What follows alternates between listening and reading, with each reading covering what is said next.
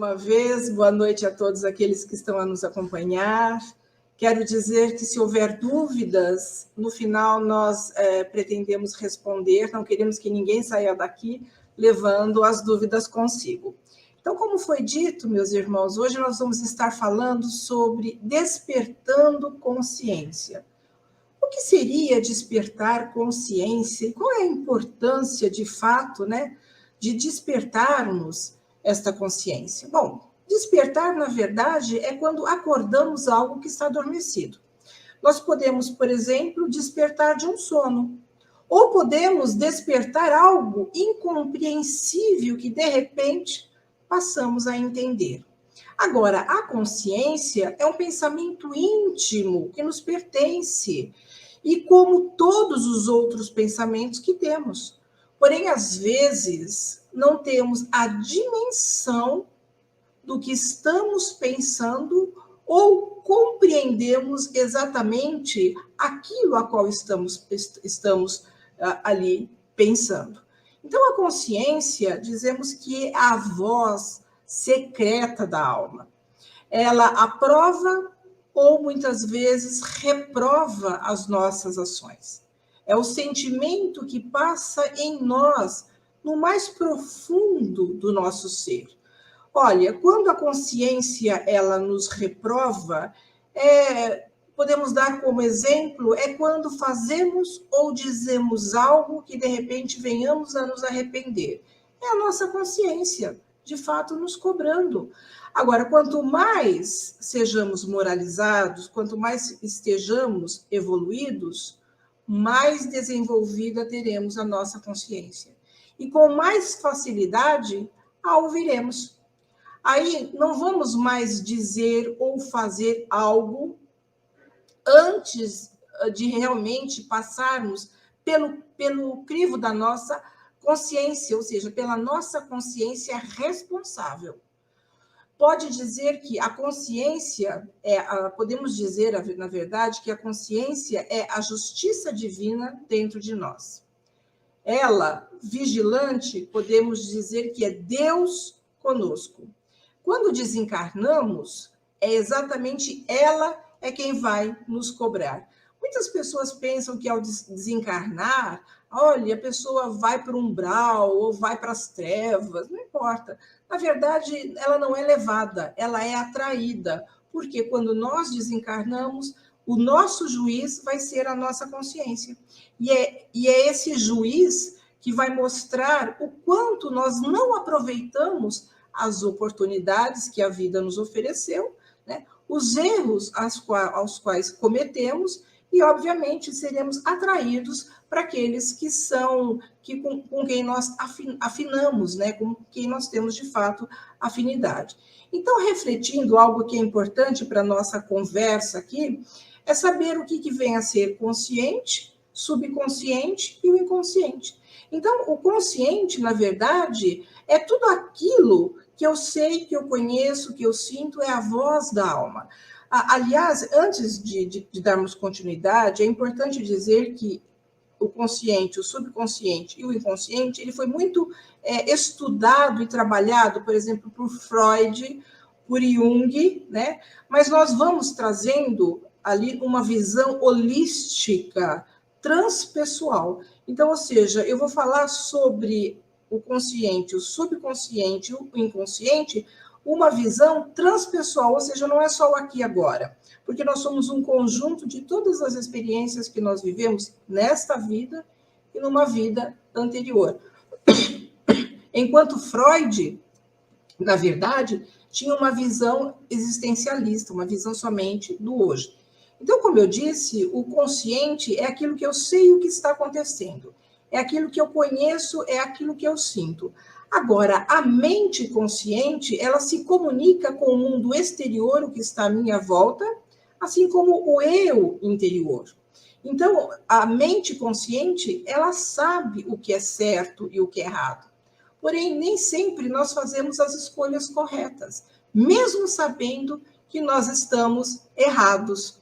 Então, por exemplo, hoje eu posso dizer que eu tenho consciência de que eu estou falando com vocês. E eu estou buscando falar da forma mais clara possível, porque, como nós comentamos ali nos bastidores, um pouquinho antes, com a Sandra e com a Lívia, a importância de falarmos na doutrina espírita para aqueles que também não são espíritas. Não é? Então, ser claro para que as pessoas possam nos compreender, porque eu estou falando para aqueles que, de fato, são de outras religiões, professam outras religiões, porém, eu tenho que ter consciência clara de falar as coisas que convergem com o Espiritismo.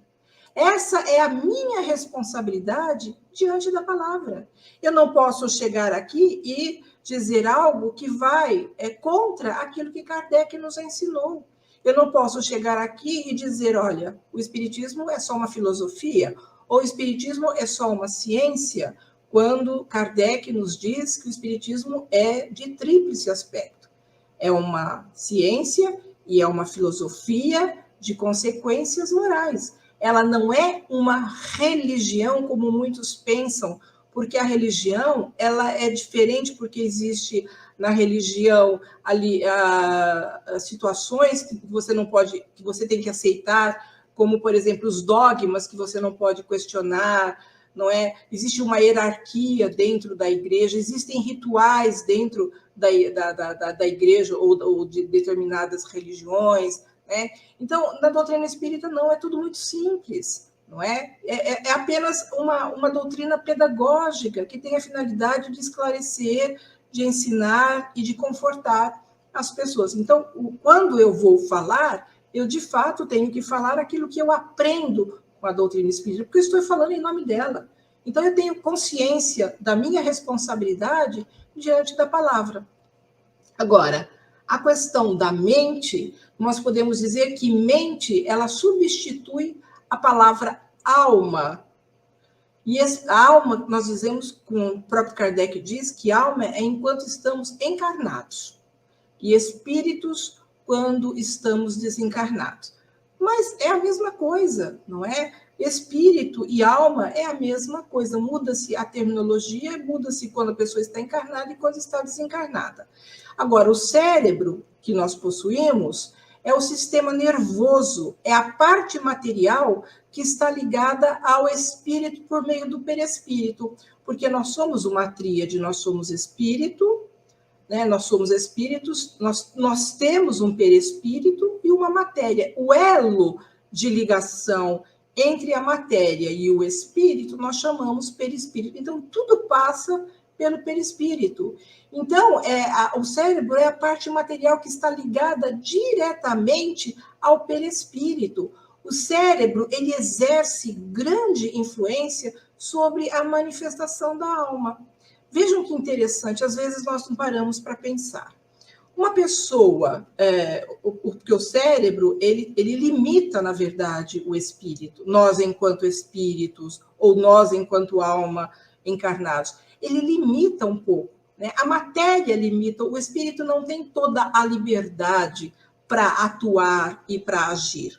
Veja, uma pessoa que é demente. A demência está onde? No espírito ou está no corpo, está no cérebro? Está no cérebro, porque quando ele desencarnar, ele vai ficar livre daquela demência, não é? Então, vejam, é por isso que o espírito não consegue se manifestar como gostaria, porque o cérebro está comprometido. E o cérebro estando comprometido, ele tem toda aquela sintomatologia de uma pessoa com demência. Então, o problema está no cérebro, né? Está no corpo físico e não na alma. Quando desencarna, a pessoa está livre, portanto, dessa situação. Então, nós vimos que a consciência é o pensamento e o sentimento que nós temos aqui e agora, né? Como nós sabemos, temos ciência do que está acontecendo. A mente é o nome que se dá para a alma enquanto encarnado, ou seja, nós, enquanto espíritos, nos manifestamos, né? E a manifestação, né, acontece exatamente através do cérebro, né, que passa aquelas informações, portanto, para o espírito. E o cérebro, né, é o órgão que filtra, na verdade, o que vem do espírito por meio do perispírito. É, portanto, a parte material. Então, nós vimos o que é uma consciência, né? O que vem a ser a consciência. Agora, a subconsciência digamos que a instância intermediária, é o elo de ligação entre o consciente, o que eu sei que está acontecendo, né, que eu tenho consciência, né, eu tenho consciência do que está acontecendo, do que eu estou sentindo, do que está à minha volta, isso faz parte da consciência, e o inconsciente que eu não tenho acesso.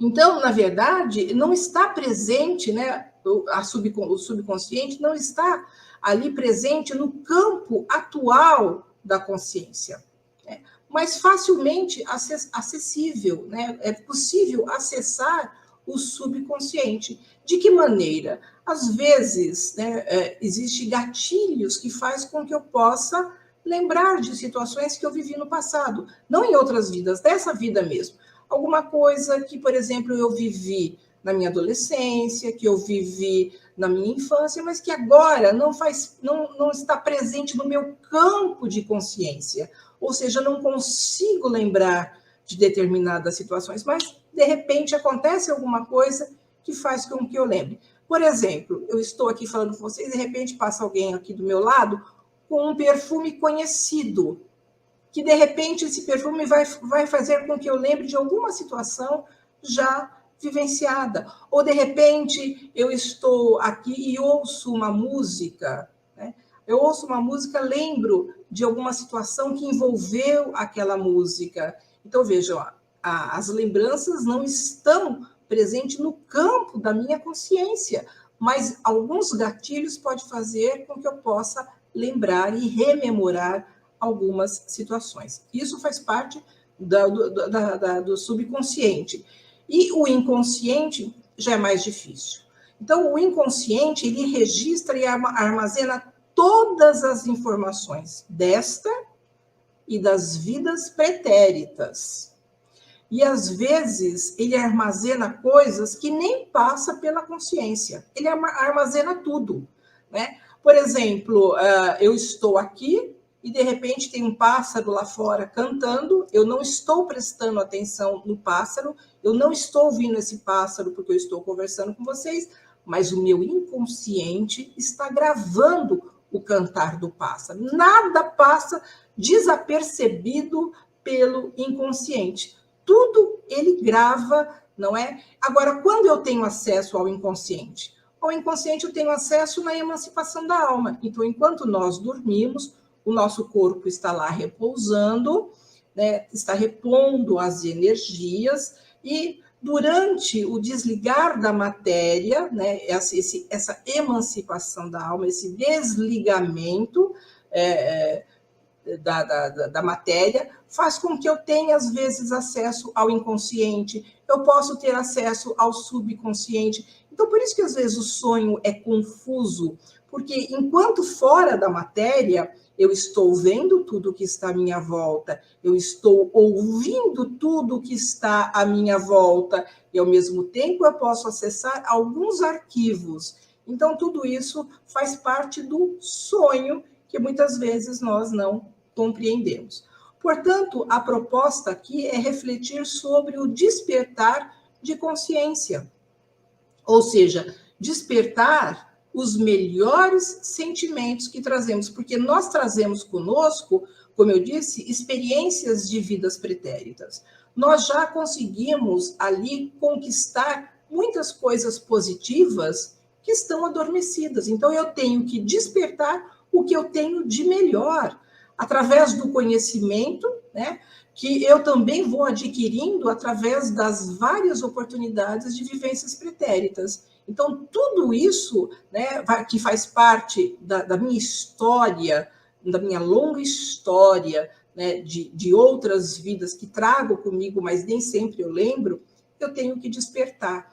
O que está acontecendo hoje, que nós estamos percebendo, né, essa mudança de comportamento das pessoas, essa intolerância das pessoas, né, a violência, nunca se ouviu falar tanto de preconceito, né, tanta coisa acontecendo que nos deixa entristecidos. Por que será que tudo isso está acontecendo?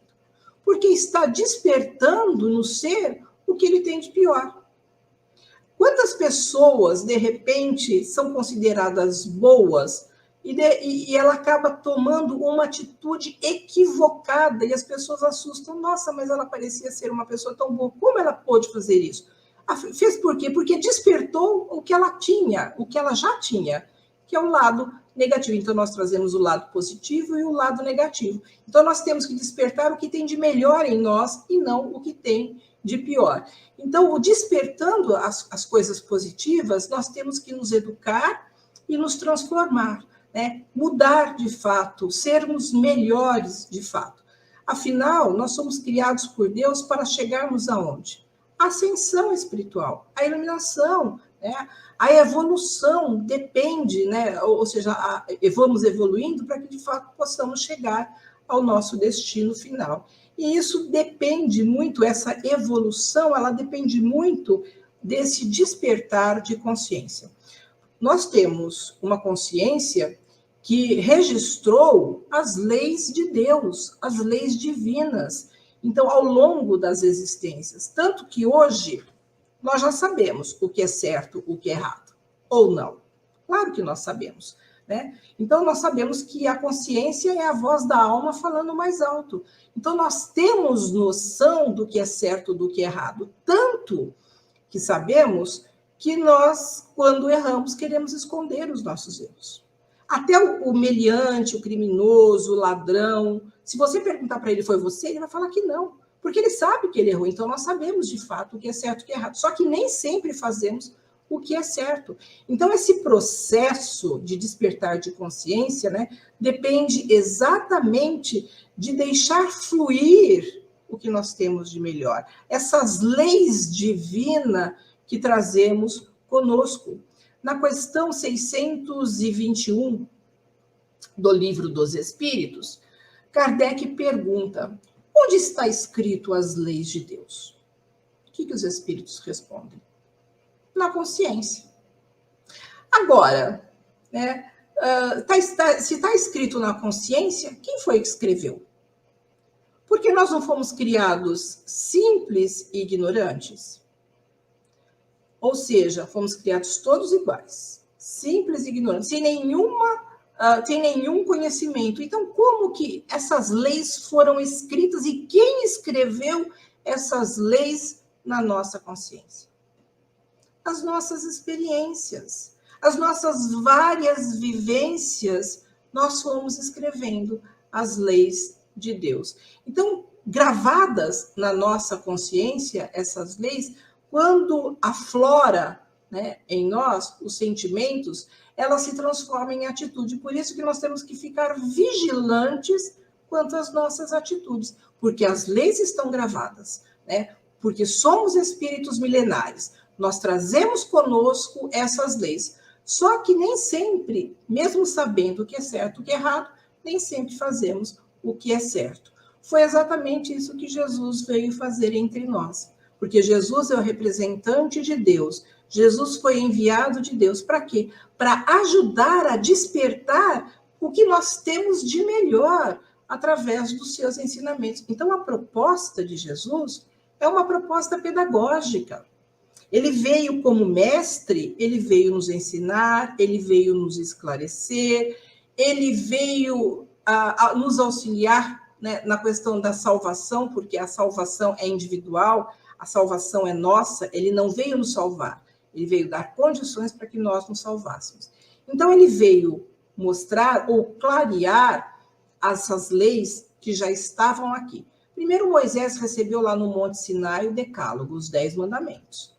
Mas o povo naquela época ainda não tinha compreendido as leis que Moisés havia recebido. Então, Jesus veio clarear. Ele mesmo disse, eu não vim destruir a lei e os profetas, vim dar-lhes cumprimento. Ou seja, ele veio adaptar as leis que já estavam aqui, mas também despertar aquilo que nós temos de melhor. Jesus veio tocar os nossos corações, para que nós possamos entender essas leis e que possamos, de fato, vivenciá-las.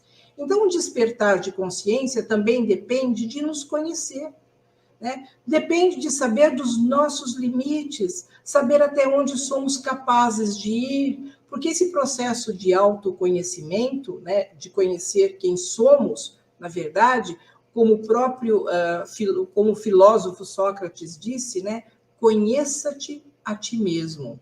Nós temos que buscar nos conhecer para poder identificar em nós aquelas mazelas que ainda trazemos, os vícios que ainda trazemos.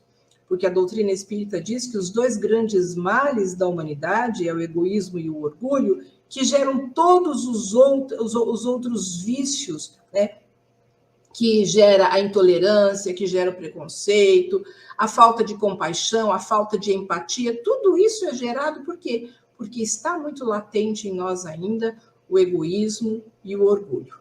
Então, nós temos que renunciar a algumas atitudes equivocadas que ainda estamos tendo. E nós temos que nos libertar de uma prisão sem grade, porque enquanto não acertamos, enquanto não fazemos o bem que devemos fazer, nós estamos presos nessa prisão sem grade. Todos que não têm paz de consciência, todo aquele que traz remorso, que traz culpa, porque eu disse, o nosso juiz é a nossa consciência. Então, como é que se pode ter paz quando a nossa consciência está nos cobrando dos erros que ainda cometemos? Portanto, nós somos prisioneiros de quem? De nós mesmos. Consequentemente, né, da nossa ignorância. Né? Nós somos ainda espíritos que temos muito que aprender. Por isso que Jesus disse, conhecereis a verdade e a verdade vos libertará. Essa verdade a que Jesus se refere é a verdade que ele representa. É os seus ensinamentos. Ele veio despertar essas leis, né, da nossa consciência para que nós possamos nos libertar do quê? Do inimigo que trazemos em nós, que são esses vícios e essas mazelas, e da ignorância que ainda temos, que ainda somos, né, para que a gente possa, de fato, haver essa mudança em nós. Então, o autoconhecimento é importante para que nós possamos travar essa batalha com esse inimigo a qual trazemos em nós, né, que impede o nosso crescimento, impede a nossa evolução. Então, nós precisamos sair, né, desse estado de dormência espiritual e despertar os nossos potenciais internos, né, aquelas coisas positivas que já trazemos em nós. Né, compaixão, solidariedade, empatia. Às vezes, falta a oportunidade de percebermos em nós tais sentimentos.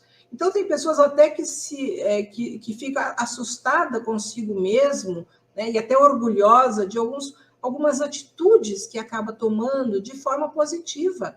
Então, vejam, quando nós não temos contato com a dor alheia, às vezes não sabemos o quanto de empatia nós temos. Nós não sabemos o quanto de compaixão temos para com o próximo.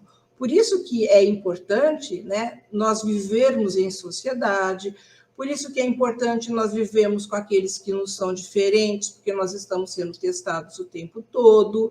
Então, tudo isso vai fazer com que desperte algumas coisas em nós. E se despertar o lado negativo, nós temos que, de alguma forma, trabalhar. E se despertar o lado positivo, ótimo. É isso que, de fato, nós precisamos.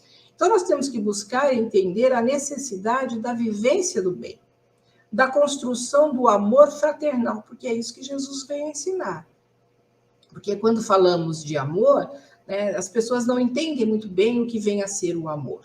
O amor não é só aquele sentimento que a gente nutre pelo filho, pelo marido, pela esposa, pelo pai, pela mãe, é muito mais do que isso.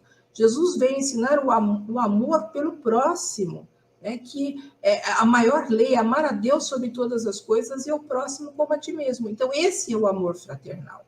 Quando eu não quero para mim, não devo fazer aos outros. Nós temos que aprender a colocar o nosso coração na miséria alheia, porque o bem vai fazer fluir os melhores sentimentos em nós.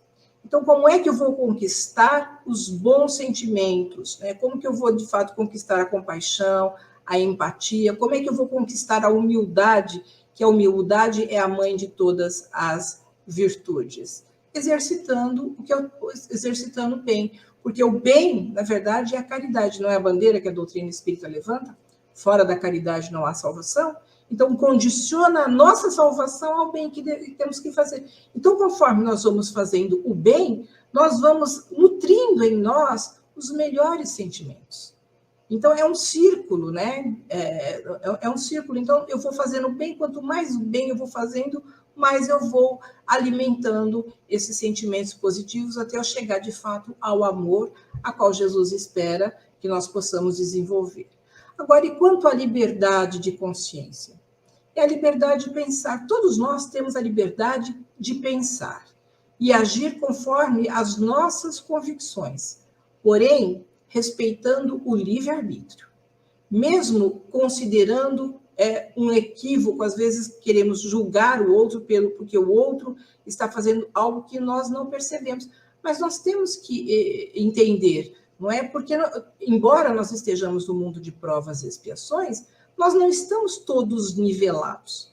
Existem pessoas que já têm um pouco mais de experiência, de bagagem espiritual. Então, nós temos que respeitar, de fato, essas pessoas e respeitar as pessoas que não têm, né? Como uma criança, por exemplo. Uma criança que você não pode cobrar dela aquilo que ela não tem condição de dar, né? Então, cada um é uma individualidade e traz consigo essa bagagem. E nós temos que respeitar. Nós não temos que apontar o dedo, simplesmente. Nós temos que aceitar as pessoas como elas são. Então, essa é uma das características da verdadeira civilização e do progresso defendido pelo Espiritismo, porque o Espiritismo é uma doutrina de liberdade.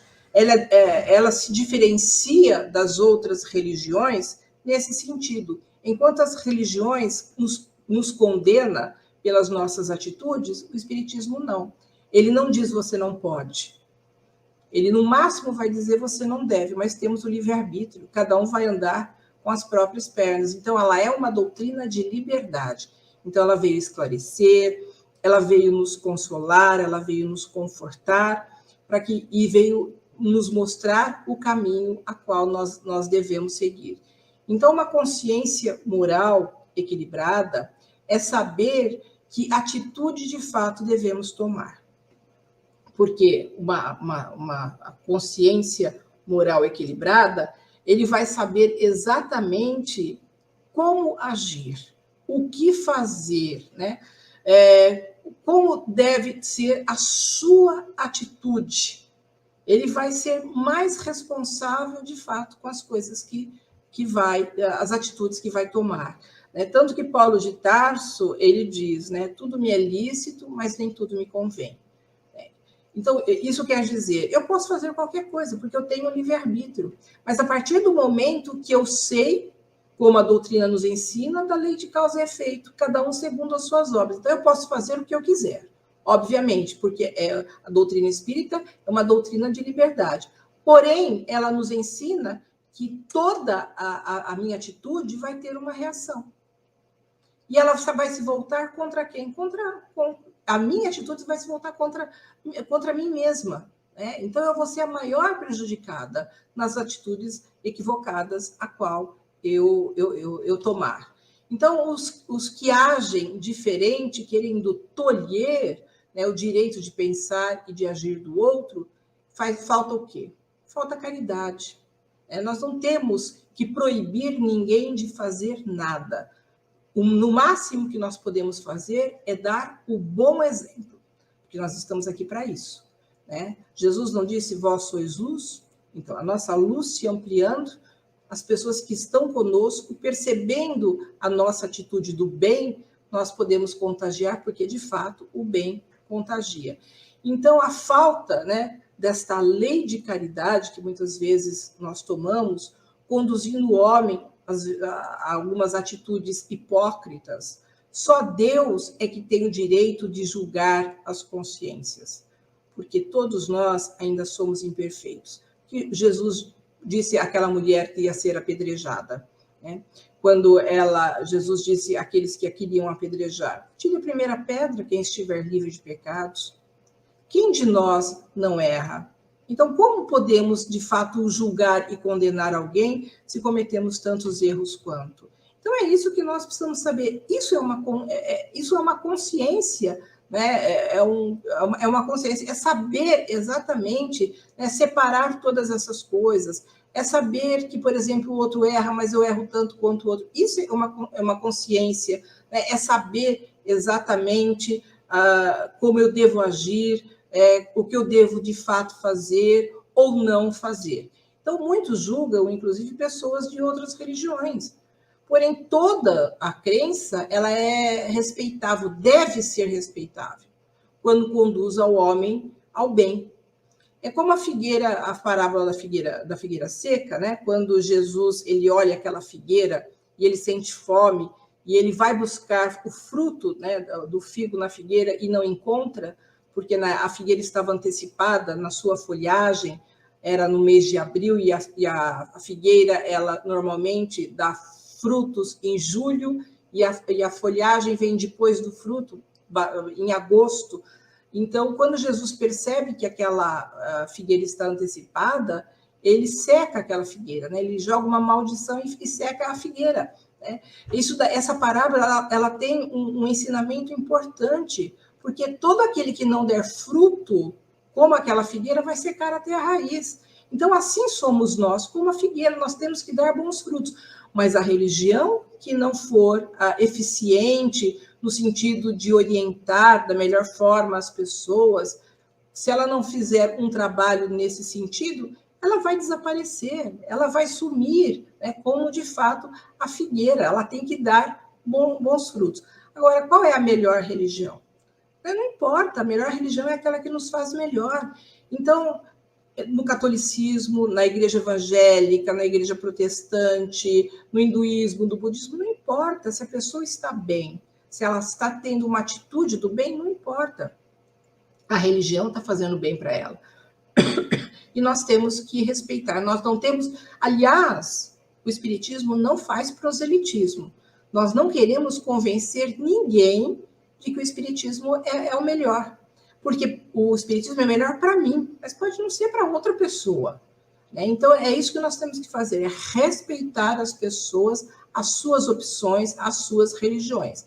Agora, quando escandalizado os seus adeptos, as pessoas que frequentam determinadas religiões, falta com a caridade, o desrespeito de liberdade de pensamento, essas religiões é que vão desaparecer.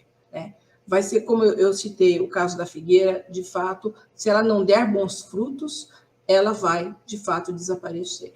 Hoje eu estou assim, nós estamos, né, na verdade, estarrecidos, né, com tudo que está acontecendo, e eu disse isso que muito nos entristece, porque as coisas que acontecem à nossa volta, que eu comentei sobre a intolerância, quanto à violência, por quê? Porque nós estamos passando por um momento de transição. Né? O planeta está passando por um momento de transição. Nós vamos deixar de ser um mundo de provas e expiações para ser um mundo de regeneração. Só não sabemos quando isso, de fato, vai acontecer. Mas já está acontecendo de aflorar o que tem de ruim em muitas pessoas, para que haja, de fato, a separação do joio e do trigo. Então, já vai haver a separação do joio e do trigo. Então, vejam, tudo isso que acontece serve também de alerta para cada um de nós, né? Para as nossas atitudes, porque o que o outro faz, às vezes, de errado, também nos serve de lição para que nós não façamos. Alguns querem impor, inclusive, as suas supostas verdades, querendo que o outro aceite como verdade absoluta, faltando com respeito e não agindo como gostaria que agissem consigo. Então, aqueles donos da verdade, aquelas pessoas, né, que gostam que é o que está acontecendo hoje, inclusive nas redes sociais, nós estamos vendo as pessoas brigando por causa de política e brigam por conta de outras situações, né? Isso acontece por quê? Porque cada um quer ter a sua verdade. Então, essa clareza de consciência, né, o despertar de consciência, muito vai nos auxiliar nesse sentido também, a respeitar o próximo, a opinião do próximo. Eu posso até não concordar com o que o outro pensa ou da forma com que o outro pensa, mas, no mínimo, eu vou respeitar. Então, por isso que é importante, né, esse despertar de consciência. Jesus disse: vigiai e orai para que não entreis em tentação. Na verdade, o espírito está pronto, mas a carne é fraca. Está lá em Mateus, capítulo 26, né, 41. A carne é fraca por quê? A carne é fraca porque falta, né, fortaleza ao espírito, né? Porque o espírito não é forte o suficiente. Porém, o espírito, o próprio Cristo diz, o espírito está pronto. Então, nós estamos prontos para quê? Para resistir às tentações. Por isso que ele nos diz que devemos vigiar e orar. Então, vigiar o nosso pensamento, né? Vigiar, porque os nossos pensamentos é que vão gerar as nossas atitudes equivocadas. Então, vigiar os nossos pensamentos e orar para ter ali sempre o auxílio da espiritualidade, dos bons espíritos, que eles possam estar conosco, né, ajudando a limpar a nossa psicosfera, o nosso quintal mental, né, para que os espíritos inferiores, ignorantes, não tenham de fato acesso, colocando ideias negativas na nossa cabeça. Então, a carne só é fraca porque o espírito, de fato, não é forte. É muito comum a gente ouvir isso, né? A carne é fraca, mas isso é uma justificativa, né? Quando nós sabemos que, na verdade, o problema está na alma, né? Ou nós, enquanto espíritos. Todos nós possuímos, na verdade, as faculdades morais e intelectuais com a possibilidade de controlar os impulsos e os instintos animalizados. Então, nós conseguimos, sim, domar, né, aquilo que há de ruim ou de pior em nós. Então, esses impulsos ou tendências que nós trazemos provêm ainda desse espírito ignorante que somos, e não de nossos órgãos materiais. Então, não está no corpo, está de fato na alma. Por isso, nós precisamos conhecer Jesus, né? Nós precisamos conhecer os seus ensinamentos. Mas não basta só conhecer. Eu conheço pessoas que andam até com a Bíblia debaixo do braço, sabe, capítulo e versículo, e não praticam, não colocam no seu dia a dia. Então, não adianta conhecer Jesus, ou seja, conhecer os seus ensinamentos, se nós não refletirmos sobre ele, né? Se nós não fizermos com que esses ensinamentos possam, de fato, tocar os nossos corações. Agora, quem se afastar do mestre, dos seus ensinamentos, se afastar das leis de Deus, dedicando unicamente a essa vida material, como se ele fosse criado apenas para viver a vida material, quando nós somos espíritos, né? E nós retornaremos à pátria espiritual. Então, quando nós temos essa visão materialista, existencialista do aqui e agora, isso vai nos o quê? Vai nos embrutecer. Então, nós temos que agir, né, de forma responsável. Estar ligado às coisas materiais, nós acabamos esquecendo das coisas espirituais. Nós não é somente ter, embora estejamos na matéria, embora nós precisamos comer, nós precisamos nos vestir, nós precisamos trocar o carro, sim, trocar de casa, viajar, tudo isso é importante. Mas nós não podemos priorizar tudo isso. Nós precisamos pensar nas coisas espirituais. Ou seja, somente essas coisas espirituais é que vai fazer com que, de fato, desperte a nossa consciência. E o Espiritismo, ele tem a mesma proposta de Jesus, porque eu disse que Jesus foi o enviado de Deus entre nós. É o nosso mestre, é o grande pedagogo da humanidade. E a doutrina espírita tem a mesma finalidade que o Espiritismo. Ela vem também ajudar a despertar as nossas consciências, através dos ensinamentos, dos esclarecimentos.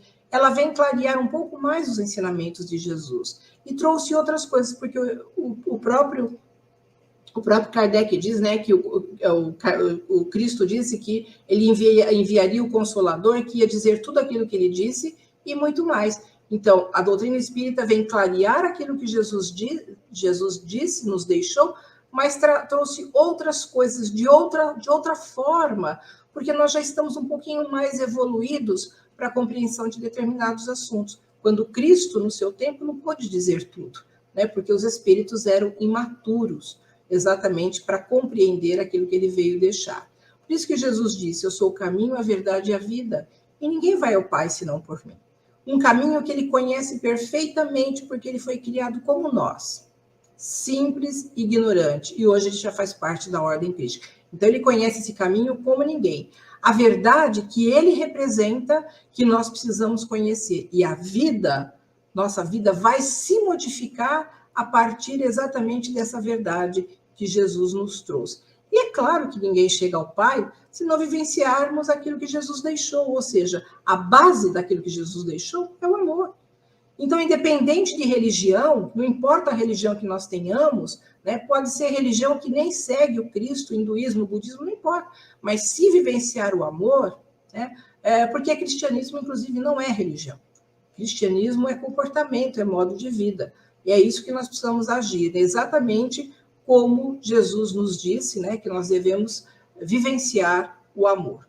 Portanto, consciência culpada, né, que ela vem nos cobrar, que eu disse que ela vem, é o nosso carrasco, na verdade, né, é a nossa consciência, muitas vezes o remorso que nós temos por conta de alguma coisa que nós fizemos, também é uma porta aberta à dor, ao sofrimento e também à influência espiritual. Então, a consciência culpada, ela abre, de fato, essa porta para trazer ainda mais sofrimento, ainda mais dor. Além disso, também, esses espíritos ignorantes. O remorso é um processo obsessivo. Ele pode nos trazer desequilíbrios, ou seja, ao nos desequilibrar, podemos ter alguma patologia. Nós podemos ter uma úlcera, uma urticária, uma gastrite, né? E também pode nos trazer algumas psicopatologias, ou seja, eu posso ter uma ansiedade, eu posso ter um toque, né, transtorno obsessivo compulsivo, eu posso ter uma anorexia, eu posso ter uma dependência química, um transtorno bipolar, porque todas essas psicopatologias fazem parte exatamente dos transtornos mentais. E desenvolvendo até alguns quadros mais graves de enfermidades, como câncer, como, de repente, uma depressão. E a depressão, ela pode levar a pessoa a sentir uma dor tão profunda, né? Porque a depressão é uma doença, né? E uma doença que ela tem que ser tratada por médicos. Então, a depressão, ela pode trazer uma dor, e normalmente ela traz uma dor muito grande para quem sente, que algumas pessoas pensam, inclusive, no suicídio. E outras cometem. Umas pensam e outras cometem o suicídio. O autoextermínio. Porque a pessoa que ela comete o suicídio é porque ela não está suportando aquilo pelo qual ela está passando. A dor é muito grande. E nós temos que entender que as pessoas não sentem da mesma forma. Cada um sente à sua maneira. Mesmo passando por situações semelhantes, cada um vai sentir a sua maneira. Por isso que algumas pessoas têm depressão, né? E enfrentam isso, vão, fazem tratamento, e tem outras, né, que não conseguem, que acabam ali cometendo, de fato, essa loucura que é o suicídio, né? Até porque a pessoa, quando ela comete suicídio, ela não imagina que existe a imortalidade da alma, e que ela vai chegar do lado de lá, a primeira coisa que ela vai ter é uma decepção, porque ela continua viva. Só o corpo é que, de fato, vai morrer. Então, vejam, todos esses desequilíbrios podem trazer algumas patologias e algumas psicopatologias. E já está explicado pela medicina psicossomática que muitos casos, né, a infelicidade manifestada na vida cotidiana, no nosso dia a dia, é que de fato traz esses desequilíbrios emocionais e gerando essas doenças, tanto físicas como doenças psíquicas. Allan Kardec, lá no livro O Céu e o Inferno, no Código Penal da Vida Futura, ele fala acerca do remorso. Ele fala que o remorso, conquanto seja o primeiro passo para a regeneração, não basta por si só, né? São precisas, na verdade, as expiações e as reparações. Então, é importante o arrependimento, sem dúvida nenhuma. O arrependimento é importante, mas muitas vezes nós precisamos passar por determinadas situações para que, de fato, possamos reparar. Então, a reencarnação é a chave, né? Precisamos reencarnar para reparar os nossos erros e também reparar, às vezes, as lesões que nós causamos no perispírito, porque as nossas atitudes, né, fazem muitas vezes com que o nosso perispírito fique maculado. E não existe outra forma de reparar aquela lesão do perispírito se não for, de fato, através da reencarnação. Então, muitas doenças que nós temos são efeito, porque a causa está nas nossas atitudes. Vejam a importância do livre-arbítrio com responsabilidade. Estando perturbados por causa de alguma coisa ou por qualquer situação, perdemos o domínio do pensamento. E desde então não temos mais essa liberdade, porque perdemos a paz, perdemos a harmonia e, como eu disse, nos tornamos prisioneiros de uma prisão sem grade. Por quê? Porque não temos a paz que nós, de fato, precisamos. Além disso, é possível ser considerado até uma autopunição, porque a consciência acaba sendo, como eu disse, o nosso carrasco. Então, como é ela que nos cobra, ela vai trazer o quê? Intranquilidade, né? Essa falta de paz que, de fato, nós precisamos. Acabamos ficando perturbados, porque é justamente essa consciência que vai nos cobrar. Então, alguns pensam que a nossa posição social é um obstáculo à inteira liberdade de ação, porque algumas pessoas acham que a liberdade ela tem que ser irrestrita. Eu tenho e posso fazer qualquer coisa. Mas nós vivemos numa sociedade. E se nós vivemos numa sociedade há convenções, numa sociedade há regras, né? Já pensou se, de repente, nós pudéssemos fazer o que quiséssemos? Né? Uma pessoa que gosta de beber, ela vai pegar o carro e vai dirigir alcoolizada? Quantos acidentes acontecem por conta da irresponsabilidade? Imagina se não houvesse lei, a lei do bafômetro, por exemplo. Seria uma catástrofe, né? Então, existem leis e essas leis são importantes. Então, não existe liberdade total e restrita. Quando agimos dentro das regras, é porque já temos uma consciência responsável. Vejam, eu não posso, na minha casa, escutar música alta depois das 10 horas da noite, porque eu não vou querer exatamente que o meu vizinho faça a mesma coisa, eu também não vou fazer. Então, eu já tenho uma responsabilidade, um senso de responsabilidade de saber que eu não posso ter uma atitude dessa. Então, apesar, né, do livre-arbítrio, a nossa liberdade ela termina exatamente quando começa a liberdade do outro. Então, no planejamento reencarnatório, nós fazemos as nossas escolhas. São provas e são expiações, que nos vão ajudar a aprender e a evoluir através da dor. Então, nós dizemos que a dor também é uma ferramenta de aprendizagem. E ao escolhê-las, ou seja, escolher essas provas, nós traçamos para nós mesmos uma espécie de destino. Está mais ou menos determinado algumas situações pelas quais nós vamos passar. Quer dizer, existe o livre-arbítrio, obviamente, mas dentro do planejamento, né, algumas coisas já foram determinadas enquanto as situações a qual eu tenho que passar, pessoas com quem eu tenho que conviver, pessoas que vão cruzar o meu caminho, tudo isso está, né, pré-determinado. Muitos de nós anseiam por experiências de resgate, porque quando nós estamos na espiritualidade, que nós temos uma visão mais ou menos do que vem a ser a verdadeira felicidade, às vezes queremos e pedimos provas mais difíceis. Mas não, né? Deus só dá aquilo que de fato nós podemos suportar. Então, o fardo não pode ser mais pesado do que aquilo que cada um de nós pode de fato carregar. Então, isso é importante que nós saibamos, né, que no planejamento reencarnatório, dentro do planejamento, é determinado mais ou menos as situações pelas quais nós vamos passar. Estão relacionados com as nossas provas, a natureza física, né, algumas doenças que nós vamos desenvolver durante a vida, porque o perispírito vai ser determinante para influenciar a seleção genética para a reparação do perispírito. das nossas atitudes ou o mau uso, né, do fato de não cuidarmos do corpo como deveríamos.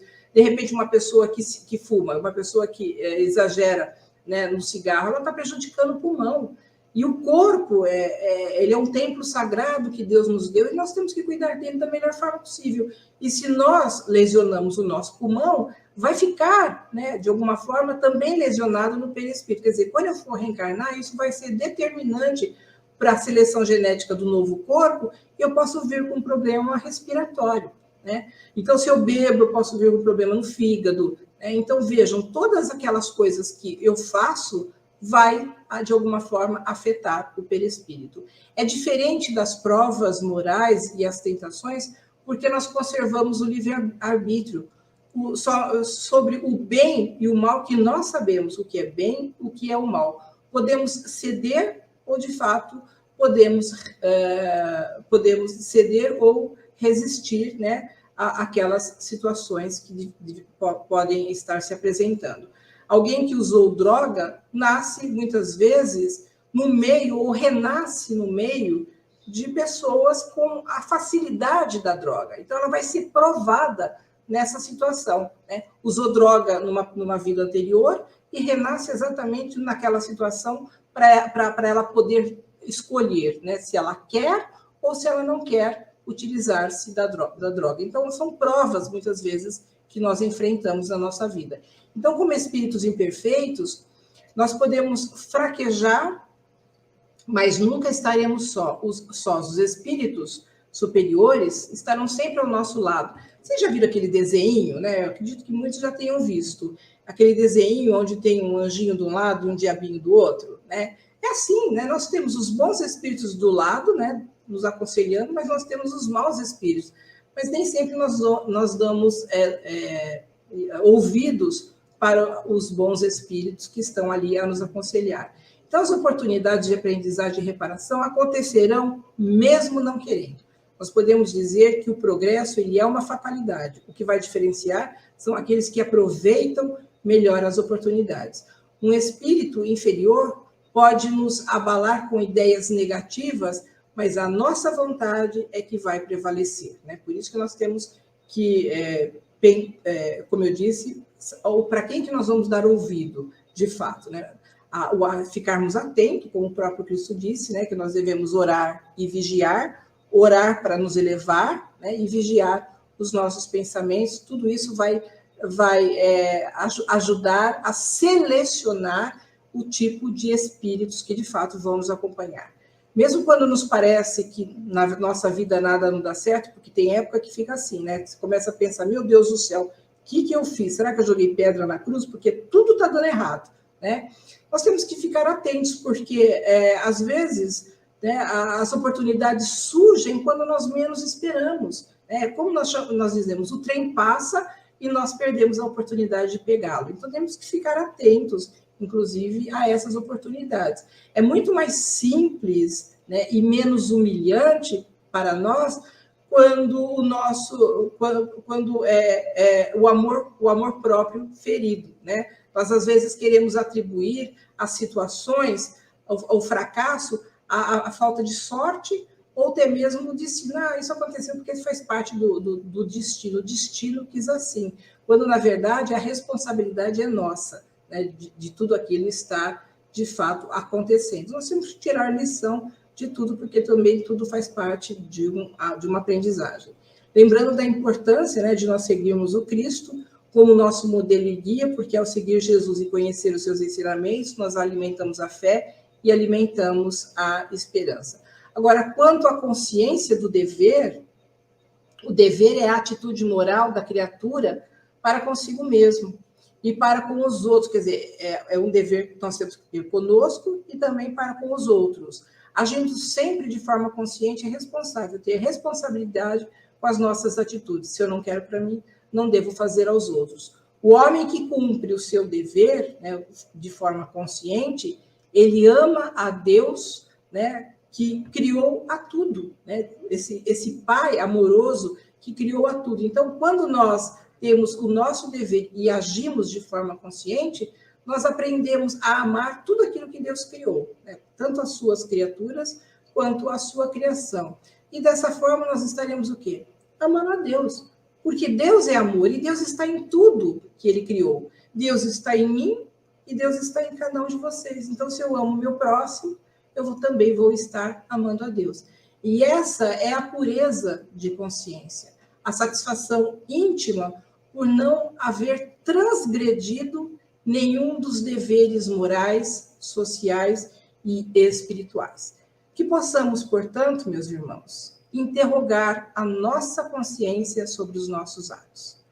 Se não violamos a lei de justiça, de amor e de caridade, se não cometemos mal contra ninguém, contra um próximo, contra alguém que caminha conosco nesse processo, né, de evolução, enfim, se temos empatia para com o irmão, se temos a compaixão já desenvolvida, é sinal que a nossa consciência está desperta.